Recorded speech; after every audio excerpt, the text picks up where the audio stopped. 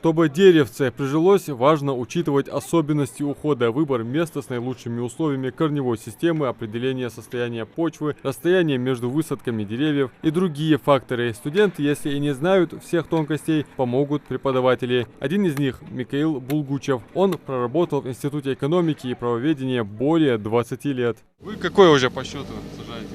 Я? Это уже 9-е сегодня.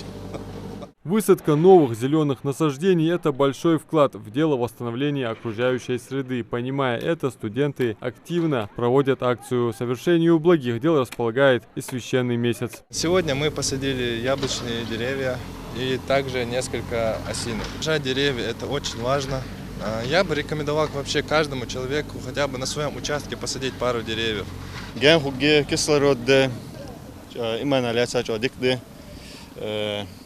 Потом первый курс вуза, потом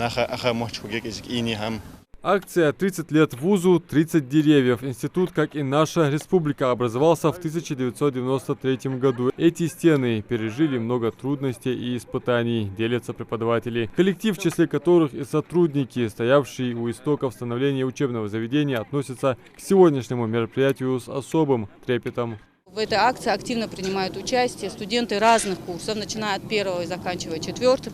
Принимают участие преподаватели. Вся эта акция все-таки своего рода благотворительность. ВУЗ развивается так же, как и республика.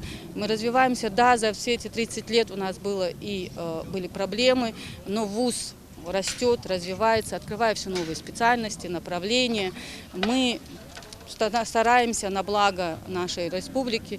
Выпускники вуза являются очень ведущие специалисты государственных муниципальных учреждений, ведущие спортсмены. Поэтому вуз будет расти и развиваться. Мы только начинаем жить. Зеленая акция завершается высадкой последнего деревца и их поливом. Уход они требуют регулярный, но об этом здесь тоже в курсе. Адам Мережков, Султан Магушков, Магаз 24.